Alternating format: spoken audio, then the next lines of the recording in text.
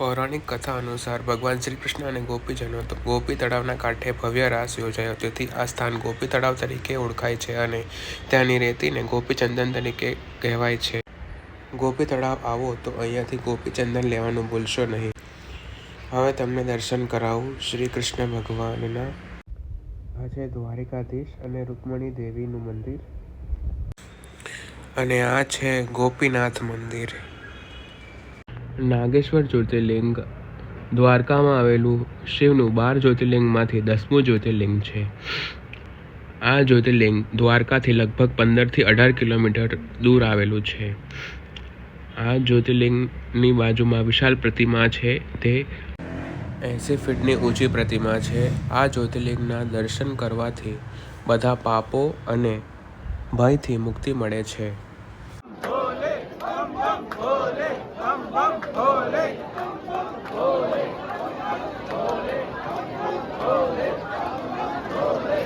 આ શિવલિંગ ઉપર ચાંદીની પરત ચડાવવામાં આવી છે અને ચાંદીનો નાગ રાખવામાં આવ્યો છે. નાગેશ્વર જ્યોતિર્લિંગના દર્શન કરી લ્યો.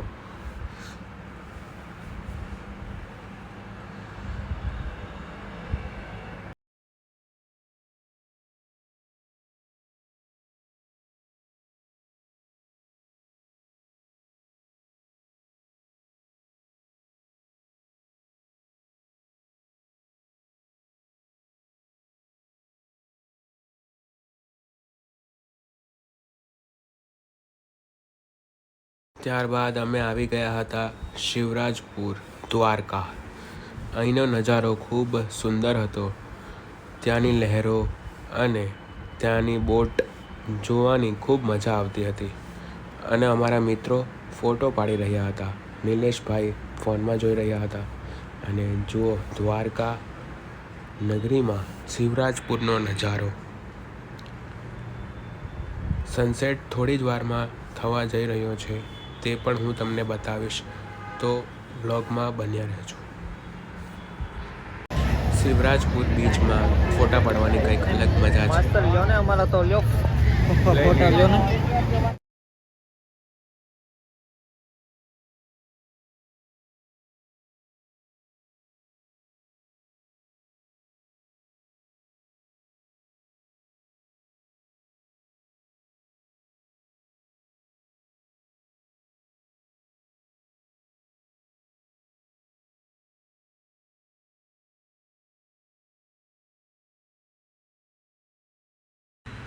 થોડી જ વારમાં સનસેટ થવા જઈ રહ્યું છે. આ શિવરાજપુરની બીચની લહેરો જુઓ તમે, કેટલી સુંદર લાગી રહી છે. અને જો સામે સૂર્યનો નજારો પણ જુઓ. સનસેટ થઈ ગયો છે તો પણ કેટલા બધા સહેલાણીઓ અહીંયા ફરી રહ્યા છે. સાંજના ભોજનમાં બટાકા ચોળીનું શાક, કઢી ખીચડી, રોટલી, ગાંઠિયા, બુંદી અને છાશ આહિર સમાજની લોજમાં પ્રસાદી તરીકે આપવામાં આવે છે. તે અમને ખૂબ મજા કરી અને ખૂબ આનંદ થયો. થેન્ક યુ નિલેશભાઈ. બીજા દિવસના સવારે અમે નીકળી પડ્યા છે રૂકમણી મંદિરના દર્શન કરવા. રૂકમણી મંદિરના દર્શન અમને કર્યા ન હતા, તેથી અમે સવારમાં આવી ગયા છે રૂકમણી મંદિરના દર્શન કરવા. આજે અમે 4 વાગે ઉઠી ગયા હતા, પણ રિક્ષા ન મળી એટલે ચાલતા ચાલતા રૂકમણી મંદિરે જઈએ છીએ. અહીંયાથી રૂકમણી મંદિર 1 કિલોમીટર છે. તો તમને અમારી સાથે બન્યા રહો, તમને પણ રૂકમણી મંદિરના દર્શન કરાવીએ. જય દ્વારકાધીશ. મેં અને નિલેશભાઈ છે ને નીકળ્યા હતા અને હવે વાગ્યા છે 7:30 ને આપણે પહોંચી ગયા છે રૂકમણી મંદિર.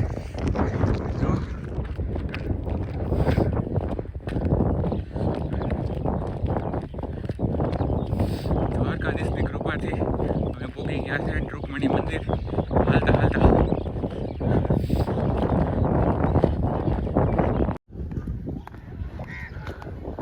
રૂકમણી મંદિરે પહોંચી ગયા. હાલો તમને દર્શન કરાવી. બ્લોગમાં બન્યા રહેજો. હાલો હાલો તમને રૂકમણી મંદિર દર્શન કરી લો. હાલો.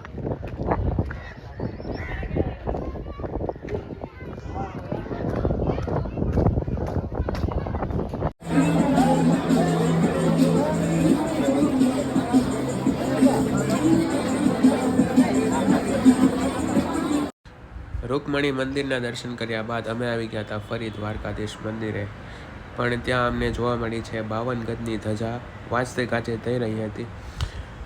52 ગજની ધજાનું તેમાં 52 અધિકારીઓ હોય છે, જેમ કે 12 રાશિ, 27 નક્ષત્ર, 10 દિશા, જેમાં સૂર્ય ચંદ્ર પ્રતિનિધિ ધરાવે છે. અને આ 52 ગજની ધજા આખા દિવસમાં 5 વખત બદલવામાં આવે છે. તો તે આ જઈ રહી છે, જુઓ તમે, એક ટોપલીની અંદર છે 52 ગજની ધજા.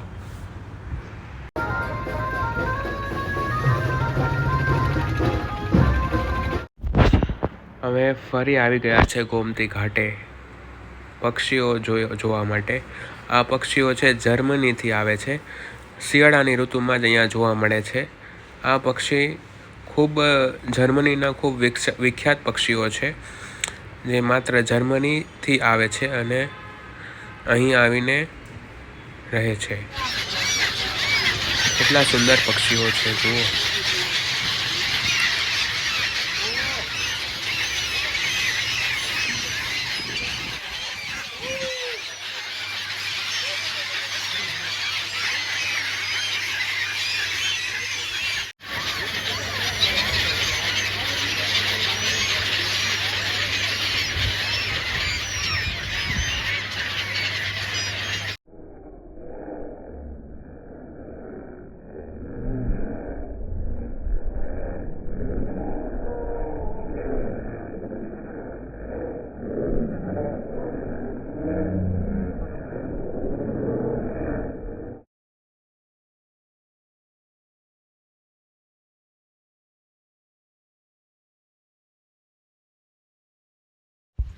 હવે અમે આવી ગયા છે દ્વારકા બીચ પાસે અમારા મિત્રો સાથે. અમે બેસીએ છીએ અને હવે અમે ખાવાના છે ચટપટ. નિલેશ માસ્ટર સતીશ નિલેશ ફરીથી અમે લઈ લીધી છે ચટપટી. નિલેશ માસ્ટર અને એમ ગયું છું એન્જોય કરો.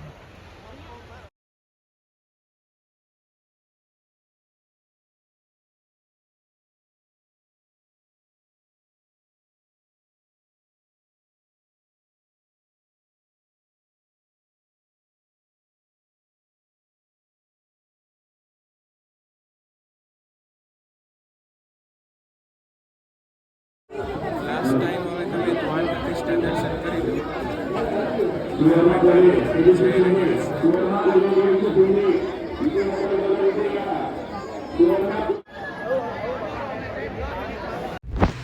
જય દ્વારકાધીશ. માંગો 20 આપે 30, એ છે મારો દ્વારિકાધીશ.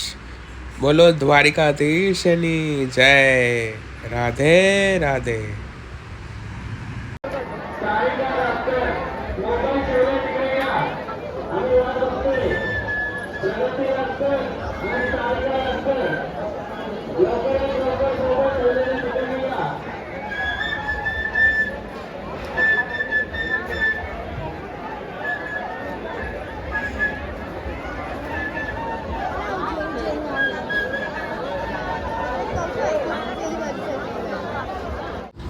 આ છે મંદિરનો મુખ્ય દ્વાર. તેને સવારમાં અમે નીકળી પડ્યા છે દ્વારકાથી સુરત જવા માટે.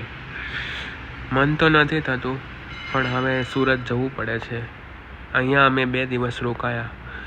ત્યાં અમને ઘણી બધી જગ્યાએ ફર્યા, અમને ખૂબ મજા કરી, પણ દ્વારકાથી જવાનું અમને મન નથી થતું. પણ શું કરે, જવું પડે છે. ફરીથી જ્યારે દ્વારકાધીશનો બોલાવો આવે ત્યારે અમે ફરીથી અહીં આવશું. જય દ્વારકાધીશ. મિત્રો આપણે દ્વારકા સ્ટેશનથી જઈ રહ્યા છે સુરત તરફ રવાના.